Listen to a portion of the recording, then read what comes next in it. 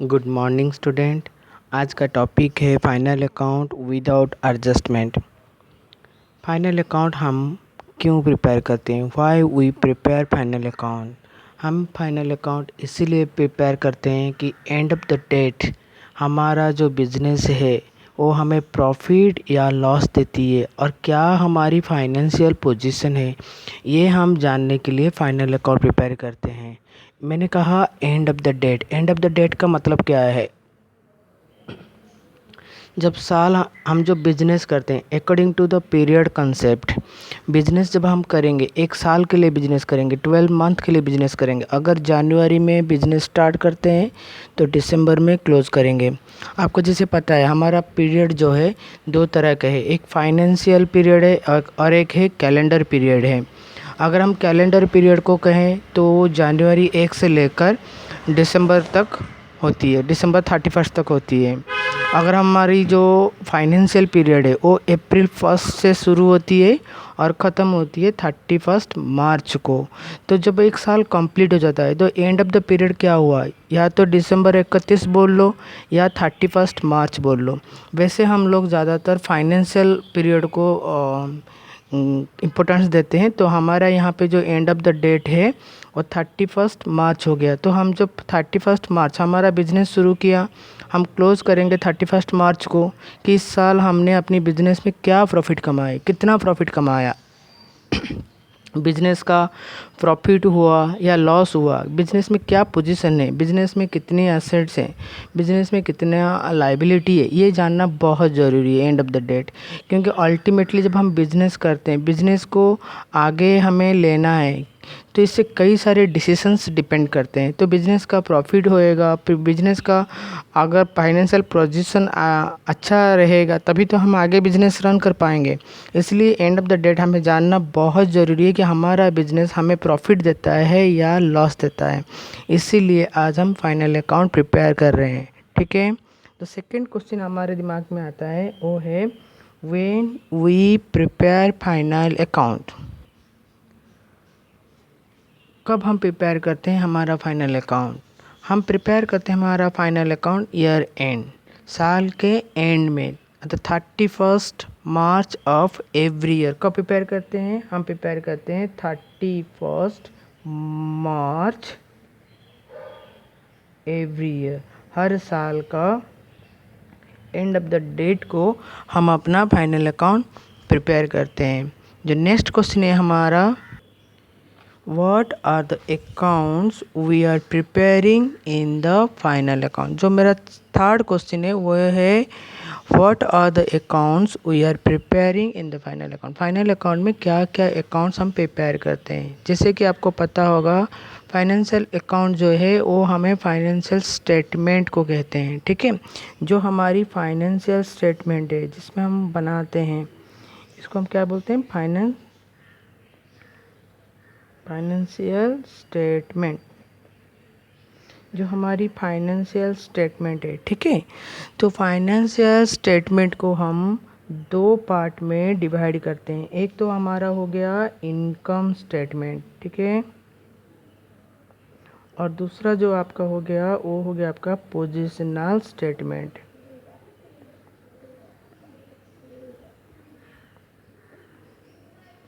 Positional statement हमारा जो financial statement है, उसको स्टेटमेंट क्यों कहते हैं? इसमें क्योंकि हम सारा चीज़ प्रेजेंट करते हैं, हमारा इनकम, एक्सपेंडिचर, एसेट, लाइबिलिटी, सारी चीज़ हम प्रेजेंट करते हैं, इसलिए उसको हम फाइनेंशियल स्टेटमेंट कहते हैं। तो फाइनेंशियल स्टेटमेंट हमें दो चीज़ों के बारे में बताता है। एक तो बिजनेस की इनकम, बिजनेस कितना इनकम किया, उसके बाद बिजनेस का जो पोजीशन, बिजनेस में कितना असेट है, बिजनेस में कितना लाइबिलिटी है, ये हमें बताती है। तो इसको हम बोलते हैं पोजीशनल स्टेटमेंट। को यहाँ पर मैंने फाइनेंशियल स्टेटमेंट प्रिपेयर किया हुआ है। तो फाइनेंशियल स्टेटमेंट को मैंने दो पार्ट पे डिवाइड किया। एक हो गया हमारा इनकम स्टेटमेंट और एक हो गया हमारा पोजीशनल स्टेटमेंट। इनकम स्टेटमेंट को मैंने तीन पार्ट में डिवाइड किया। एक हो गया हमारा मैन्युफैक्चरिंग अकाउंट, दूसरा हो गया ट्रेडिंग अकाउंट, तीसरा हो गया प्रॉफिट एंड लॉस अकाउंट। तो मैन्युफैक्चरिंग अकाउंट हम क्यों प्रिपेयर करते हैं? क्योंकि हमें एंड ऑफ द डेट जानना है जो हमने प्रोडक्ट प्रोड्यूस किया है तो उसका कॉस्ट प्राइस क्या है, उसका मैन्युफैक्चरिंग कॉस्ट क्या है, वो जानने के लिए हम मैन्युफैक्चरिंग अकाउंट प्रिपेयर करते हैं। ट्रेडिंग अकाउंट हम क्यों प्रिपेयर करते हैं? क्योंकि एंड ऑफ द डेट हमें जानना है ग्रॉस प्रॉफिट, तो हमें ट्रेडिंग अकाउंट से ग्रॉस प्रॉफिट भी निकल जाता है हमारा। जो profit and loss account prepare करते हैं हमें वहाँ पर निकालना होता है नेट प्रॉफिट, तो नेट प्रॉफिट निकालने के लिए हम profit and loss account prepare करेंगे, ठीक है। और जो पोजिशनल स्टेटमेंट होता है उसमें दो चीज़ें आती है, एक आता है हमारा बैलेंस शीट और दूसरा आता है cash flow end fund flow statement. पहले पोजिशनल स्टेटमेंट में कैश फ्लो और फंड फ्लो इंक्लूड नहीं था, बट अभी as per the accounting standard 3 अब हम फाइनल अकाउंट में हमारा cash flow fund flow statement भी इंक्लूड है। अभी यहाँ पर एक छोटा सा मल्टीपल क्वेश्चन या छोटा क्वेश्चन आ सकता है बोर्ड एग्ज़ाम में, जिसमें हमें पूछ सकता है क्या हमारा जो कैश फ्लो स्टेटमेंट और फंड फ्लो स्टेटमेंट क्या फाइनल अकाउंट का पार्ट है? तो आपको यहाँ पे बोलना है ट्रू, ठीक है। और सेक्शन पूछेगा कौन से स्टैंडर्ड के अनुसार, तो आपको वहाँ पे लिखना है अकाउंटिंग स्टैंडर्ड 3। तो अकाउंटिंग स्टैंडर्ड 3 के अनुसार, मतलब ये आपका हो गया AS 3, अकाउंटिंग स्टैंडर्ड 3। तो अकाउंटिंग स्टैंडर्ड 3 के अनुसार अभी cash flow fund flow statement को भी हम फाइनल अकाउंट का एक पार्ट मानते हैं, ठीक है। तो टोटल ये हमारा फाइनेंशियल स्टेटमेंट हो गया। अब हमारा दिमाग में एक चीज़ आता है कि सर हम जो ये फाइनल अकाउंट बनाएंगे क्या ये सारे बिजनेस, जैसे कि आपको पता है हमारा बिजनेस 3 तरह के होते हैं, या तो हम सोल प्रोप्राइटर बिजनेस करेंगे, या तो हम पार्टनरशिप बिजनेस करेंगे, या तो हम कंपनी करेंगे। क्या सर ये 3 टाइप के जो बिज़नेस हैं सारे बिज़नेस में एक जैसे फाइनल अकाउंट प्रिपेयर किया जाता है? हमारा जवाब है कि नहीं, हर बिज़नेस के लिए अलग अलग फाइनल अकाउंट प्रिपेयर किया जाता है, हर किसी के लिए अलग अलग रूल और अलग अलग फॉर्मेट रहता है, ठीक है। तो फिलहाल हम जो यहाँ पर सीखेंगे, जो हम फाइनल अकाउंट प्रिपेयर करना सीखेंगे वो कौन से बिज़नेस का होएगा? वो सोल प्रोप्राइटर का होएगा, या वो पार्टनरशिप बिजनेस का होएगा, या वो कंपनी का होएगा? तो हमारा जो यहाँ पर प्रिपरेशन है वो सोल प्रोप्राइटर बिजनेस के लिए ज़्यादातर यूज़ होता है, ठीक है। तो आज हम जो फाइनेंशियल अकाउंट प्रिपेयर करेंगे जिसमें हम manufacturing, trading, profit and loss account, balance sheet ये सारे सीखेंगे, तो वो हमारा सोल प्रोप्राइटर होगा। उसमें हम cash flow fund flow prepare नहीं करेंगे, ठीक है। ये चीज़ आप यहाँ पे ध्यान रखना। हम फाइनेंशियल अकाउंट में यहाँ पर cash flow fund flow statement नहीं प्रिपेयर करेंगे क्योंकि ये हमारे सिलेबस में अभी नहीं है, ठीक है। तो यहाँ पर हम सिर्फ प्रिपेयर करेंगे manufacturing account, trading account, profit loss account and balance sheet. जैसे कि मैंने बताया कि हम लोग यहाँ पर प्रिपेयर कर रहे हैं जो फाइनल अकाउंट वो सोल प्रोप्राइटरशिप बिजनेस का। अब जो सोल प्रोप्राइटरशिप बिजनेस होते हैं वो 2 तरह के होते हैं, या तो वो ट्रेडिंग कंसर्न होते हैं या तो वो मैन्युफैक्चरिंग कंसर्न होते हैं। ट्रेडिंग मतलब क्या?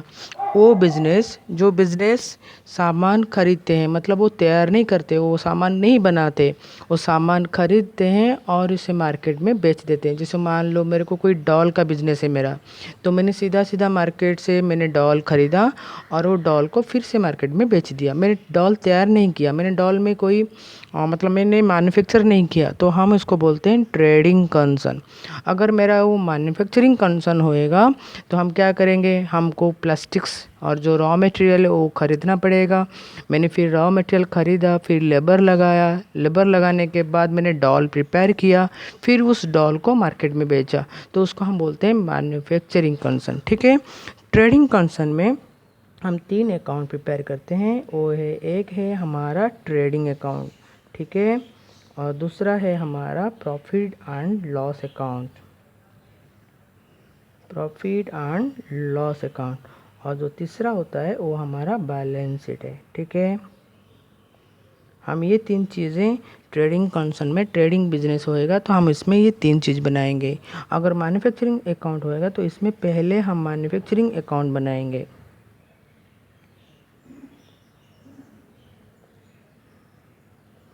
फिर एज यूजल जैसे हम बाकी बनाते हैं और उसे बना लेंगे ट्रेडिंग अकाउंट। तीसरे में हम बना लेंगे प्रॉफिट एंड लॉस अकाउंट, और जो होता है हमारा बैलेंस शीट। ठीक है, तो यहाँ पर आज हम पहले ट्रेडिंग कंसर्न का कर लेते हैं, फिर जो नेक्स्ट क्लास होएगा अगर उसमें टाइम मिलेगा तो हम लोग, आज अगर टाइम मिलेगा तो मैन्युफैक्चरिंग अकाउंट कर लेंगे, नहीं तो नेक्स्ट क्लास में हम लोग मैन्युफैक्चरिंग अकाउंट करेंगे। ठीक है, इसको हम स्टार मार्क करके रख लेते हैं, ये हमारे नेक्स्ट क्लास में कवर होएगा। अब जो है हमारा जो नेक्स्ट क्वेश्चन है, how we prepare final account. Final account कैसे प्रिपेयर करें, फाइनल अकाउंट क्यों प्रिपेयर करें, कब प्रिपेयर करें, क्या क्या अकाउंट्स बनती है, वो हमारे समझ में आ गया। अब जो क्वेश्चन है, हम फाइनल अकाउंट कैसे प्रिपेयर करें। अब फाइनल अकाउंट प्रिपेयर करने के लिए, जैसे हमको फाइनल अकाउंट में प्रिपेयर क्या करना है, हमें trading account, profit and loss account, balance sheet prepare करना है, तो कैसे प्रिपेयर करें। उसका एक पर्टिकुलर फॉर्मेट होता है जिसके थ्रू हम फाइनल अकाउंट प्रिपेयर करते हैं। ठीक है, इस फॉर्मेट को हमको अच्छी तरह से याद भी रखना है, क्योंकि एग्ज़ाम में फॉर्मेट के लिए भी 2-3 मार्क्स मिलते हैं। ठीक है, और इसका आपको जैसे पता है कि बोर्ड एग्ज़ाम में 3 मार्क का, 2 मार्क का भी क्वेश्चन आता है ग्रुप वाइज, उसमें आपको स्पेसिमिन पूछता है। ट्रेडिंग अकाउंट की specimen, profit and loss account की स्पेसिमिन हो गया, बैलेंस शीट की स्पेसिमिन हो गया, वो आपको पूछता है। तो यहाँ पर आपको जो फॉर्मेट पर अच्छी तरह से नीट एंड क्लीन आपको बनाना है। ठीक है, तो पहले हम प्रिपेयर करेंगे अपना ट्रेडिंग अकाउंट। तो ये रहा हमारा पहला अकाउंट, हम जो प्रिपेयर करने जा रहे हैं वो हमारा बन गया ट्रेडिंग अकाउंट। क्योंकि ये एक लेजर है, हम टी फॉर्मेट में उसको बनाएंगे, जिसमें डेबिट होगा, क्रेडिट होगा, पर्टिकुलर अमाउंट हम नीचे प्रिपेयर कर रहे हैं। यहाँ पर मैंने ट्रेडिंग अकाउंट प्रिपेयर कर लिया है, ऊपर मैंने लिख दिया है trading account for the year ending 31 मार्च। अब यहाँ पे ब्रैकेट में यहाँ पे लिख देना है आपको साल, जो भी साल आप बना रहे हो। जैसे मान लो अगर हम इसको 2020 पकड़ लेंगे तो 2020 लिख लेंगे, तो ठीक है। अगर आप 19 लिखते हो तो 2019 लिख लेना। तो trading account for the year ending 31 मार्च, जो भी साल, क्योंकि साल के एंड में बनाते हैं। और यहाँ पर पर्टिकुलर अमाउंट, और ये इस तरफ लिख लेंगे अपना डेबिट, और इस तरफ हम ना लिख देंगे क्रेडिट। ठीक है, तो ये हमारा डेबिट साइड हो गया, ये हमारा क्रेडिट साइड हो गया। जैसे कि हम लेज़र बनाते हैं, इसमें डेट कॉलम नहीं रहता है। क्यों नहीं रहता है डेट कॉलम, देखो हम एक ही डेट पे सारा चीज़ बना रहे हैं। कौन सा डेट, 31 मार्च। तो 31 मार्च को अगर हम ट्रेडिंग अकाउंट बनाएंगे, सारा एक ही डेट पे बनेगा, तो फिर डेट कॉलम की कोई नेसेसिटी नहीं है, इसलिए यहाँ पर हम डेट कॉलम नहीं प्रिपेयर करते। ठीक है, तो सिर्फ रहेगा पर्टिकुलर अमाउंट। तो पहले हम शुरू कहाँ से करें, पहले हम स्टार्ट करते हैं ओपनिंग स्टॉक से। क्या होता है हमारा ओपनिंग स्टॉक,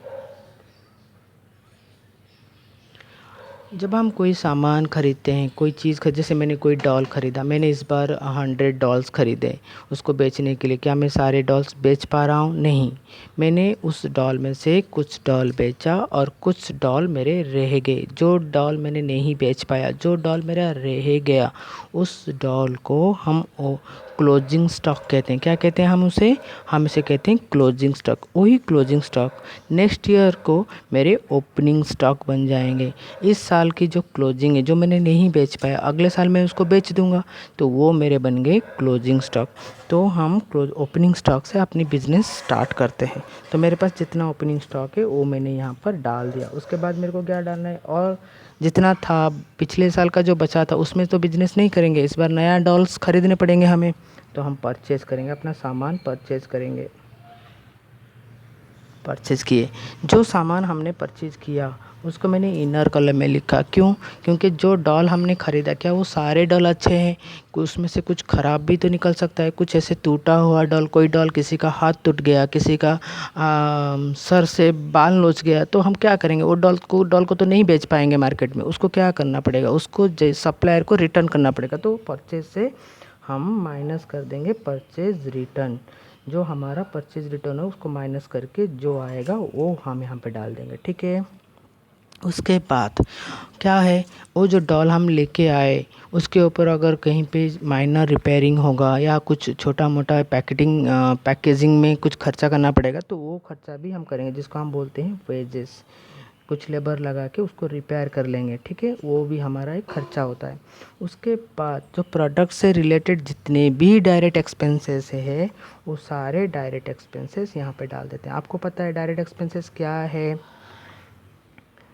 डायरेक्ट एक्सपेंसेस डालते हैं। Direct expenses, the expenses which is incurred before procuring the goods.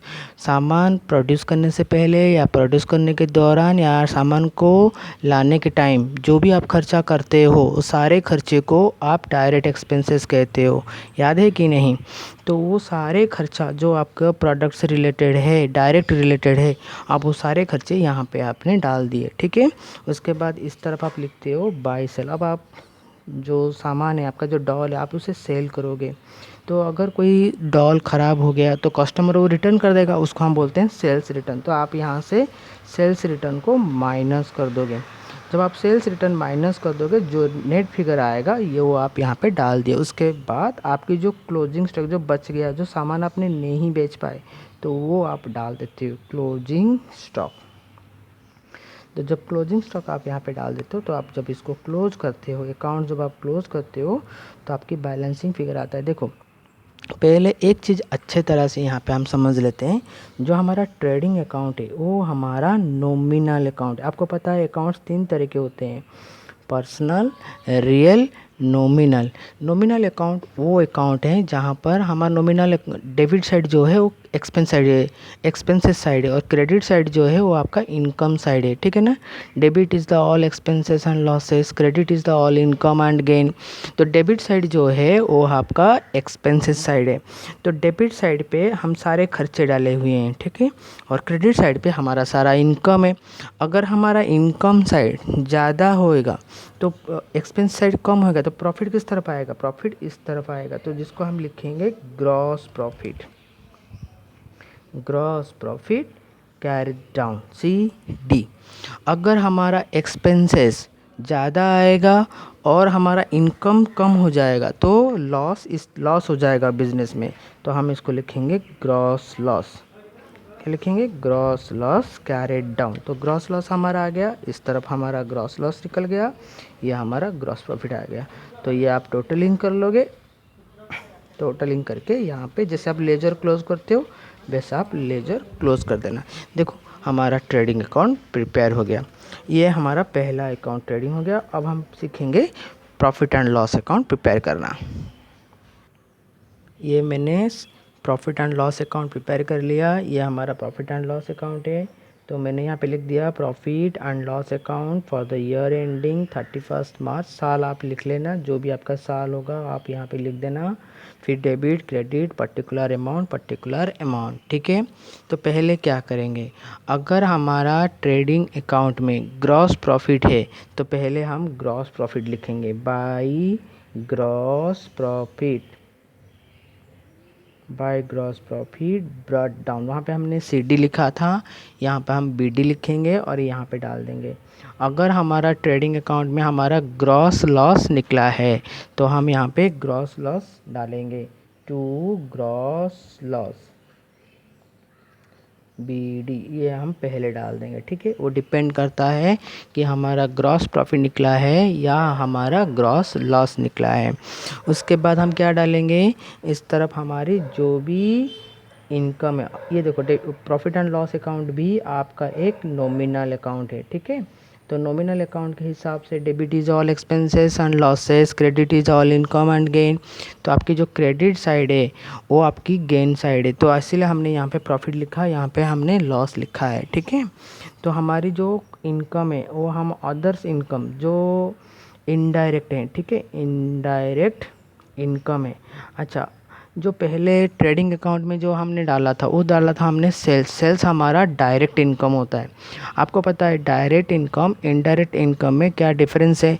Direct income हमारा प्राइमरी सोर्स होता है, बिजनेस का मेन सोर्स होता है डायरेक्ट इनकम, ठीक है। जैसे सेल हो गया हमारा डायरेक्ट सोर्स।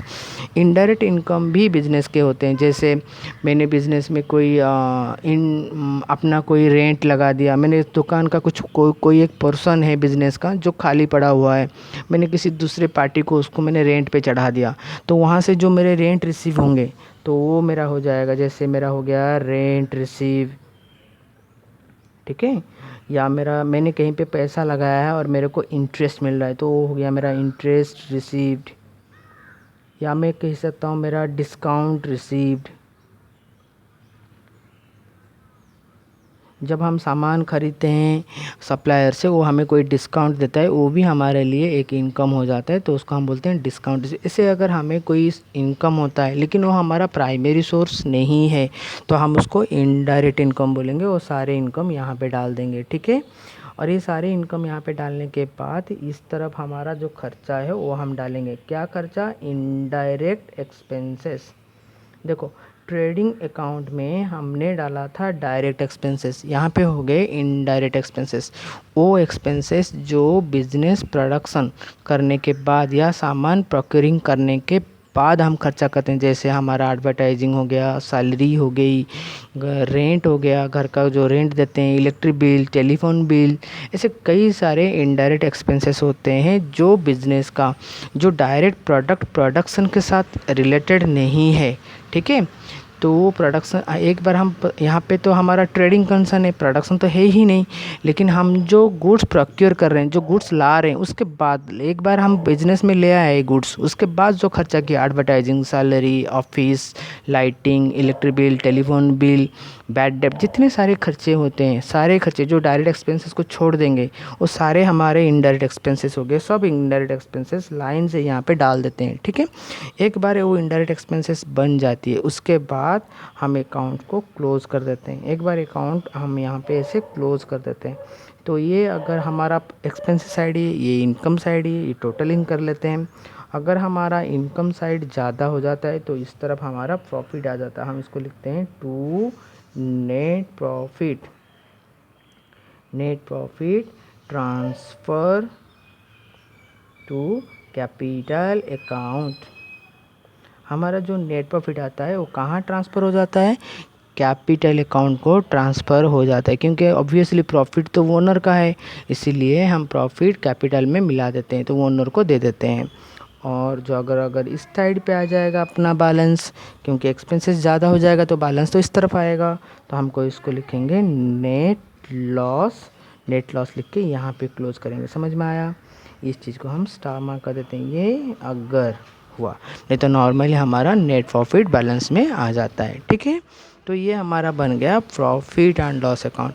अब हमारा जो नीचे जो हम बनाएंगे वो हमारा बन गया बैलेंस शीट। क्या बनाने वाले हैं हम नीचे बनाने वाले हैं बैलेंस शीट बनाने वाले हैं। तो बैलेंस शीट कैसे बनती है? बैलेंस शीट पहले एक चीज़ हम यहाँ पे अच्छे तरह से समझ लेते हैं। बैलेंस शीट कोई लेज़र नहीं है, लेज़र जैसी बनती है, लेज़र नहीं है। ट्रेडिंग पीएल अकाउंट ये हमारी लेज़र है, इसलिए उसमें डेबिट क्रेडिट रहता है, पर्टिकुलर अमाउंट रहता है। लेकिन बैलेंस शीट एक स्टेटमेंट है, ये लेज़र जैसी बनती है लेकिन लेज़र नहीं है। तो हम इसको कोई रियल अकाउंट या पर्सनल अकाउंट या नॉमिनल अकाउंट नहीं कहेंगे। इसमें हम डेबिट क्रेडिट भी नहीं लिखेंगे, सिंपल लिख लेंगे बैलेंस शीट। ऊपर हम ऐसे बड़े बड़े अक्षर में से लिख सकते हैं बैलेंस शीट आज ऑन डेट, जिस डेट को बैलेंस शीट बना रहे, जैसे मेरा 31 मार्च है तो मैंने 31 मार्च लिख लिया, तो ये मेरी बैलेंस शीट बन गया। तो बैलेंस शीट में यहाँ पे क्या लिखेंगे?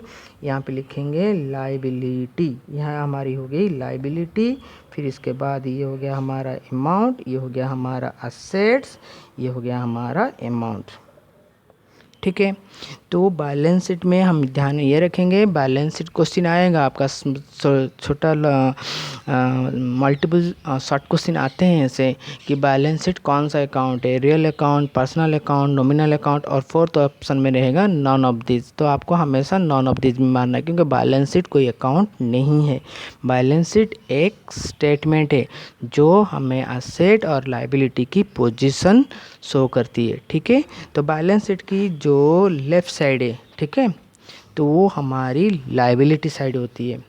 हमेशा देखना, ट्रेडिंग और पीएल अकाउंट की जो लेफ़्ट साइड है वो हमारा डेबिट साइड होता है, राइट साइड हमारा क्रेडिट साइड होता है। इसमें डेबिट क्रेडिट तो है नहीं, इसमें हमारा लेफ़्ट साइड हमेशा लायबिलिटी साइड होता है, और जो राइट साइड होता है वो हमारा एसेट साइड होता है।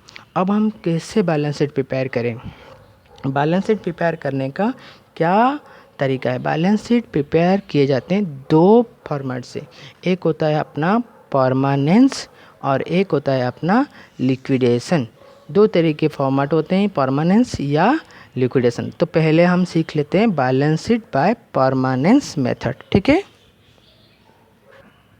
यहाँ पर मैंने बैलेंस शीट की जो परमानेंस का मेथड का मैंने फॉर्मेट प्रिपेयर कर लिया, लेजर जैसी प्रिपेयर कर लिया मैंने। ऊपर हम लिख देंगे बैलेंस शीट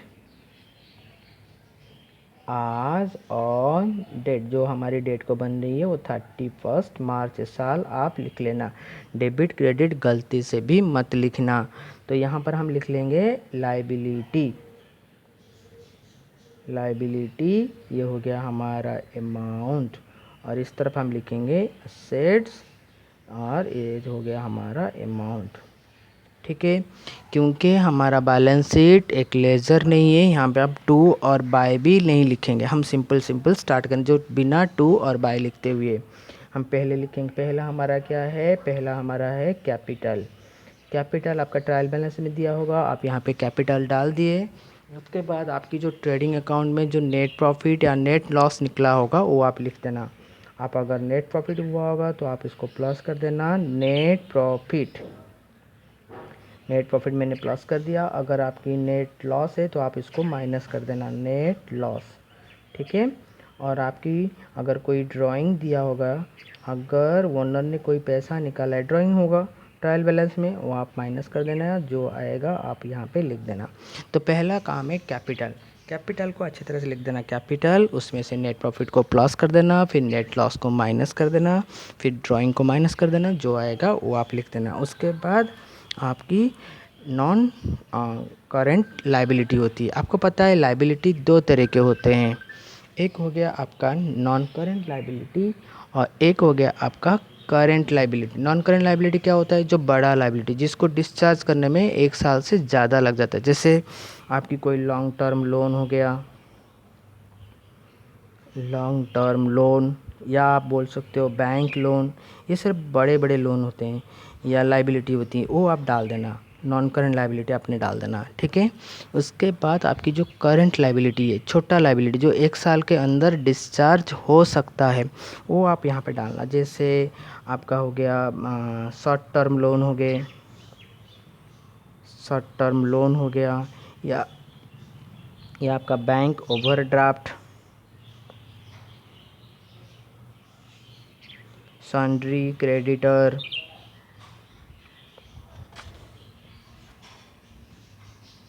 या आपकी बिल्स पेबल, ये आप यहाँ पे डाल दिए, ठीक है। ये आपका बिल्स पेबल वगैरह आपने वो डाल दिया। या आपकी जो आउटस्टैंडिंग एक्सपेंसेस, अगर कोई आउटस्टैंडिंग एक्सपेंसेस है वो भी आपने यहाँ पे डाल दिए। जितने सारे छोटे लायबिलिटी है, करंट लायबिलिटी, ये आपको ट्रायल बैलेंस में अच्छे तरह से ध्यान रखना पड़ेगा, क्या करंट लायबिलिटी है, क्या नॉन करंट लायबिलिटी है, ये सारे आपको यहाँ पे डाल देना है, ठीक है। ये डाल के आपकी ये इसको बैलेंस शीट को इसको टोटलिंग कर देना है। एक बार आपकी लायबिलिटी साइड प्रिपेयर हो गया, उसके बाद आप प्रिपेयर करोगे एसेट साइड। एसेट साइड में कैसे प्रिपेयर करोगे? एसेट साइड में पहला आपका जो है नॉन करंट एसेट, बड़ा वाला एसेट लेना। जैसे आपका बड़ा एसेट क्या हो गया? लैंड एंड बिल्डिंग, ये हो गया। उसके बाद और क्या बड़ा एसेट है आपका? प्लांट एंड मशीन, ये हो गया। और क्या है? जैसे फर्नीचर हो गया। ऐसे आप सारे बड़े बड़े एसेट्स। और आपको पता है नॉन करेंट एसेट दो तरह के होते हैं, टेंजिबल इंटेंजिबल, तो मैंने पहले टेंजिबल एसेट्स ले लिए। अब टेंजिबल एसेट लेने के बाद आप अगर क्वेश्चन में देखना कोई इंटेंजिबल एसेट हो, जैसे गुडविल, वो आप ले लेना, ठीक है। ट्रेडमार्क, इसी तरह का अगर कोई इंटेंजिबल एसेट हो नॉन करेंट में, वो आप पहले ले लेना। तो नॉन करेंट एसेट मैंने बना दिया। नॉन करेंट एसेट के बाद मेरा होता है करेंट एसेट। करेंट एसेट में आप क्या क्या बनाना, करेंट एसेट में पहले आप ले लेना आपका जो क्लोजिंग स्टॉक, आपने क्लोजिंग स्टॉक ले लिया, ठीक है, ये आपका करेंट एसेट हो गया। और क्या करेंट एसेट है आपका, सन्ड्री डेप्टर, जिनसे पैसा लेना है, सन्ड्री डेप्टर हो गया। और क्या हो गया, बिल्स रिसीवेबल, ठीक है। और आपका क्या हो गया, कैश इन हैंड, ये आपका हो गया कैश एट बैंक,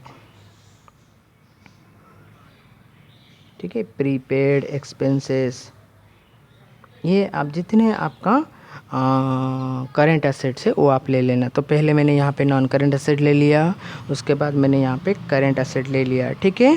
उसके बाद जो आपका बचता है वो आपको पता है एसेट, और एक 3 तरह के एसेट्स होते हैं, non current, current, fictitious. Fictitious asset में आपका प्रिलिमिनरी एक्सपेंसेस आ गया, प्रिलिमिनरी एक्सपेंसेस आपने यहाँ पर ले लिया, ठीक है। ऐसे करके आप एसेट की एक कैटेगरी बना लेना। तो पहले मैंने देखो लायबिलिटी साइड पे मैंने क्या लिखा, लायबिलिटी साइड पे पहला मेरा कैपिटल, उसके बाद ये आ गया नॉन करेंट, ये आ गया यहाँ तक, ये देखो ये मेरे current, capital, non current, current. तो यहाँ पे हो गया नॉन करेंट एसेट, पहले टेंजिबल, फिर इंटेंजिबल, फिर आ गया मेरे करेंट एसेट्स, फिर एंड में आ गया मेरा फिक्टिटियस एसेट्स, ठीक है। तो ये सब करने के बाद आप बैलेंस शीट टोटल करोगे, दोनों तरफ आपकी मैच कर जाएगा, मतलब इस तरफ जितना निकलेगा इस तरफ भी उतना निकलेगा। अगर बैलेंस शीट आपका नहीं मैच करता है तो आपका कहीं ना कहीं फाइनल अकाउंट में प्रिपरेशन में गलती हो गया, जिसके थ्रू बैलेंस शीट नहीं मैच करती है, ठीक है। तो ये मेरा हो गया परमानेंस मेथड। अगर हम इसी बैलेंस शीट को लिक्विडेशन मेथड में करते तो कैसे करते, जस्ट हम बैलेंस शीट में जो फॉर्मेट है सेम रहेगा, लायबिलिटी एसेट ऐसे ही सेम रहेगा, लेकिन क्या होएगा कि लायबिलिटी साइड में पहले आपको करेंट लायबिलिटी से स्टार्ट करना पड़ेगा। मतलब ये जो चीज़ है, ये जो चीज़ आपने यहाँ पे नीचे लिखा हुआ है, ठीक है, इस चीज़ को आप ऊपर ले लेना। उसके बाद आ जाएगा लॉन्ग टर्म लायबिलिटी, ये सारे जो है नॉन करेंट लायबिलिटी उसके नीचे लिखना। उसके बाद कैपिटल को एंड में ले आना, मतलब इसको उल्टा कर देना। तो शॉर्ट टर्म पहले, उसके बाद लॉन्ग टर्म, उसके बाद कैपिटल। और एसेट भी वैसे ही हो जाएगा, पहले करेंट एसेट, फिक्टिटियस एसेट हमेशा नीचे रहता है, वो स्टार मार्क है, ठीक है, इसको हाथ नहीं मत लगाना। करेंट एसेट को ऊपर ले लेना, फिर नीचे वो नॉन करेंट एसेट को नीचे ले आना, फिर नीचे फिक्टिटियस एसेट लिख देना। तो जस्ट उसका अपोजिट ऐसे करके लिखते हैं, बस सिस्टम उल्टा हो जाता है, बाकी जैसे है वैसे रहेगा। इसको हम लिक्विडेशन मेथड कहते हैं।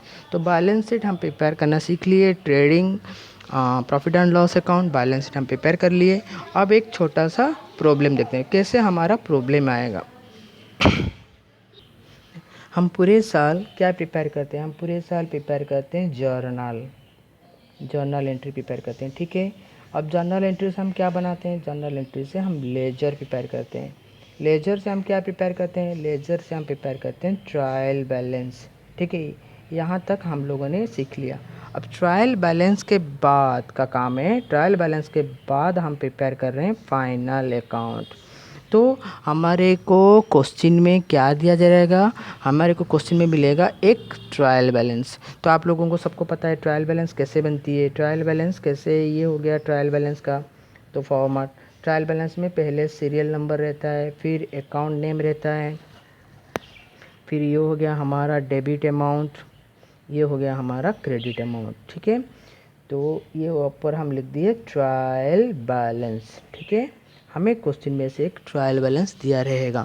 जो ट्रायल बैलेंस में सीरियल नंबर, ऐसे अकाउंट में बहुत सारे अकाउंट्स रहते हैं, आपको पता है ट्रायल बैलेंस हमेशा मैच करता है, तो ये हमारा ट्रायल बैलेंस मैच करेगा। ठीक है, तो ट्रायल बैलेंस ऐसे जो हमें दिया रहता है, इस ट्रायल बैलेंस में क्या क्या अकाउंट्स रहते हैं, बहुत सारे अकाउंट्स रहते हैं। अगर हम इसको कैटेगरीज कर लें, किस तरह का ट्रायल बैलेंस में कैसे टाइप के अकाउंट्स रहते हैं, आपको पता है अकाउंट्स अपना जो मॉडर्न मेथड के हिसाब से अकाउंट 6 तरह के होते हैं। तो 6 अकाउंट्स यहाँ पे आ जाएंगे। यहाँ पे हम अगर मॉडर्न मेथड को फॉलो करें थोड़ा ईजी रहेगा हमारे लिए।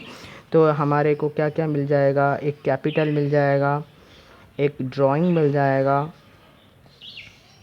और आपको कुछ लाइबिलिटीज़ मिल जाएंगे जैसे नॉन करेंट, करेंट, कुछ लाइबिलिटीज़ होंगे। आपको ढूंढना पड़ेगा क्या चीज़ लाइबिलिटी है, क्या चीज़ असेट्स हैं। कुछ असेट्स आपको मिल जाएंगे, और कुछ आपको एक्सपेंसेस मिल जाएंगे, और कुछ आपको इनकम मिल जाएगा। देखो मैंने 6 अकाउंट प्रिपेयर कर लिया, capital account, drawing account, liability, assets, expenses, income. अब इसमें बहुत सारे अकाउंट्स मिलेंगे, लेकिन ये 6 अकाउंट में वो सबलाइज करेंगे। ठीक है, तो आपका जो कैपिटल है वो किस तरफ लिखा जाएगा, क्रेडिट साइड पर, ड्राइंग आपकी डेबिट साइड पर, लाइबिलिटी क्रेडिट साइड पर, एसेट डेबिट साइड पर, एक्सपेंसेस डेबिट साइड पर, इनकम आपका क्रेडिट साइड पर। ऐसे आ गया। तो ऐसे करके सारे डेबिट क्रेडिट होंगे, फिर उसके बाद आपका ये डेबिट क्रेडिट मैच करेगा। इससे हमें क्या बनाना है, इससे हमें 3 अकाउंट प्रिपेयर करनी है। जैसे एक मेरे को प्रिपेयर करना है, मैंने इसे यहाँ पे रॉक में प्रिपेयर कर लेता हूँ, एक ट्रेडिंग, एक आपका पीएल अकाउंट, एक आपका बैलेंस शीट। ठीक है, तो ये मेरा ट्रेडिंग अकाउंट हो गया, ये मेरा पीएल अकाउंट हो गया, ये मेरा बैलेंस शीट हो गया। देखो ये 6 अकाउंट कैसे जा रहे हैं। तो ये ट्रेडिंग अकाउंट जो है हमारा नॉमिनल अकाउंट है, मैंने बताया नॉमिनल अकाउंट है। पीएल अकाउंट क्या है, ये भी हमारा नॉमिनल। बैलेंस शीट हमारा नॉमिनल नहीं है।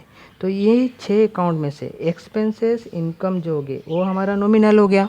तो यहाँ पर ये 2 आइटम कहाँ जाएंगे, ट्रेडिंग अकाउंट में जाएंगे या हमारी पीएल अकाउंट में जाएंगे। ठीक है, अगर आपकी जो एक्सपेंसेस है अगर ये डायरेक्ट हो गया तो ये चला जाएगा ट्रेडिंग अकाउंट के डेबिट साइड पर, क्योंकि एक्सपेंसेस डेबिट साइड में आता है। वैसे भी देखो यहाँ पे डेबिट लिखा हुआ है तो डेबिट साइड में आएगा। अगर ये इनडायरेक्ट है, एक्सपेंसेस कोई आपका इनडायरेक्ट हो गया तो वो चला जाएगा पीएल अकाउंट के डेबिट साइड पर। समझ में आया? देखो मैं फिर से बता रहा हूँ, हमारा ट्रायल बैलेंस में कोई एक्सपेंसेस है, अगर वो डायरेक्ट एक्सपेंसेस है तो वो ट्रेडिंग अकाउंट का डेबिट साइड में जाएगा। अगर वो इनडायरेक्ट एक्सपेंसेस है वो पीएल अकाउंट के डेबिट साइड में जाएगा। जाना तो डेबिट साइड में ही है, क्योंकि एक्सपेंसेस है, खर्चा है, डेबिट साइड में जाएगा। तो डायरेक्ट होएगा तो ट्रेडिंग, इनडायरेक्ट होएगा पीएल। क्लियर? अब आ गया इनकम। इनकम आपका क्या है, क्रेडिट है। इनकम वैसे देखो ट्रायल बैलेंस का क्रेडिट साइड पे दिया हुआ है, इनकम हो गया आपका क्रेडिट में रहता है। तो क्रेडिट है मतलब क्रेडिट साइड में जाएगा, और नॉमिनल है क्योंकि नॉमिनल अकाउंट है तो ट्रेडिंग है और पीएल में ही जा सकता है, और इसकी क्रेडिट साइड में जाएगा और यहाँ पे इसका भी क्रेडिट साइड में जाएगा। अब बात बनता है कहाँ पे जाएगा इनकम। 2 क्रेडिट हो गए हमारे पास। अगर आपका जो इनकम है, एक हो गया आपका डायरेक्ट, एक हो गया आपका इनडायरेक्ट। डायरेक्ट इनकम क्या है, सेल। अगर आपकी डायरेक्ट इनकम है तो इस तरफ जाएगा, अगर आपकी इनडायरेक्ट इनकम है तो इस तरफ जब पीएल में जाएगा। जाना तो वही क्रेडिट पे ही है, बट अगर डायरेक्ट इनकम होएगा तो वो ट्रेडिंग अकाउंट में जाएगा, अगर इनडायरेक्ट इनकम होएगा तो वो पीएल अकाउंट में क्रेडिट साइड में जाएगा। क्लियर? तो ये 2 चीज़ें मेरे क्लियर हो गए। अब आया जो कैपिटल अकाउंट। कैपिटल अकाउंट कहाँ पे जाएगा, अभी मैंने बताया बैलेंस शीट में जाएगा। कैपिटल आपका चला गया बैलेंस शीट में। ड्राइंग कैपिटल से माइनस होगा, less from capital, less from capital, ये हो गया मेरा कैपिटल से माइनस हो गया। लाइबिलिटी बैलेंस शीट में जाएगा।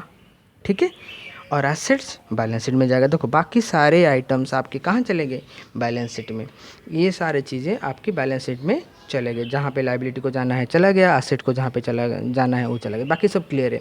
तो क्वेश्चन में हमको ट्रायल बैलेंस को अच्छे तरह से समझना है, क्या डायरेक्ट एक्सपेंस है, क्या इनडायरेक्ट एक्सपेंसेस है, क्या हमारी डायरेक्ट इनकम है, क्या इनडायरेक्ट इनकम है, ये हमें अच्छे तरह से समझना है। अच्छा चलो एक एग्जाम्पल देखते हैं। मैंने यहाँ पर एक एग्जाम्पल प्रिपेयर किया हुआ है। देखो ये जो हमारा कैपिटल है, ट्रायल बैलेंस बना दिया मैंने, इसमें कुछ अकाउंट्स मैंने प्रिपेयर कर लिया है। तो पहले कैपिटल, कैपिटल कहाँ पे जाएगा, कैपिटल हमारा बैलेंस शीट में जाएगा। ठीक है, drawing less from capital, less from capital, capital से माइनस होएगा। अच्छा, परचेज कहाँ पे जाएगा? ये खर्चा है मतलब नॉमिनल अकाउंट हो गया। नॉमिनल अकाउंट है मतलब ये आपका पीएल ट्रेडिंग अकाउंट में जा सकता है या आपका पीएल अकाउंट में जा सकता है। तो ये अभी हमको समझना है कि ये खर्चा डायरेक्ट है या इनडायरेक्ट है। डायरेक्ट एक्सपेंसेस है, परचेज करना एक डायरेक्ट एक्सपेंसेस है, तो ये हमारे ट्रेडिंग अकाउंट में जाएगा, वो भी डेबिट साइड में। क्लियर? अच्छा, सेल हमारा इनकम, डायरेक्ट इनकम हो गया, वो हमारा क्रेडिट साइड पे जाएगा। वेजेस हमारा डायरेक्ट एक्सपेंसेस है, तो ये डेबिट साइड पे जाएगा। ठीक है। स्टोर कंज्यूमेबल, ये भी हमारा डायरेक्ट एक्सपेंसेस है, ट्रेडिंग अकाउंट के डेबिट साइड में जाएगा। अच्छा, डेप्रिसिएशन कहाँ पे जाएगा? डेप्रिसिएशन हमारा इनडायरेक्ट एक्सपेंसेस है, तो ये हमारी पीएल अकाउंट का डेबिट साइड पे जाएगा। एक्सपेंसेस है मतलब डेबिट। अब देखना है बस ट्रेडिंग में जाएगा या पीएल में जाएगा। लैंड एंड बिल्डिंग ये हमारी एसेट है, तो ये बैलेंस शीट में जाएगा। टेलीफोन बिल इनडायरेक्ट एक्सपेंसेस है, तो पीएल अकाउंट के डेबिट साइड में जाएगा। इलेक्ट्रिक बिल पीएल अकाउंट के डेबिट साइड पे जाएगा। डिस्काउंट रिसीव्ड मतलब इनकम मतलब क्रेडिट। अब देखना है पीएल में जाएगा या ट्रेडिंग में जाएगा। डायरेक्ट इनकम तो है नहीं, सेल तो है नहीं, तो ये इनडायरेक्ट इनकम है, तो पीएल अकाउंट क्रेडिट साइड पे जाएगा। ठीक है। इंटरेस्ट पेड खर्चा है, पीएल अकाउंट डेबिट साइड पे जाएगा। रेंट पेड खर्चा है, पीएल अकाउंट डेबिट साइड पे जाएगा। Advertising expenses PL account debit side पे जाएगा। इंटरेस्ट ऑन कैपिटल खर्चा है, पीएल अकाउंट डेबिट साइड पे जाएगा। इंटरेस्ट ऑन ड्राइंग इनकम है, इनकम मतलब पीएल अकाउंट क्रेडिट साइड पे जाएगा। Opening stock trading account debit side में जाएगा, डायरेक्ट है। गुडविल आपका एसेट है, तो बैलेंस शीट में जाएगा। ठीक है। देखो, ये मैंने ट्रायल बैलेंस का एक सैम्पल कर लिया। अब हम नेक्स्ट क्लास में प्रॉब्लम करेंगे। आप अच्छे तरह से क्वेश्चन को देख लेना, ताकि हम लोग नेक्स्ट क्लास में जब करेंगे हम कुछ प्रॉब्लम करेंगे, उसके बाद हम आगे प्रोसीड करेंगे। Thank you.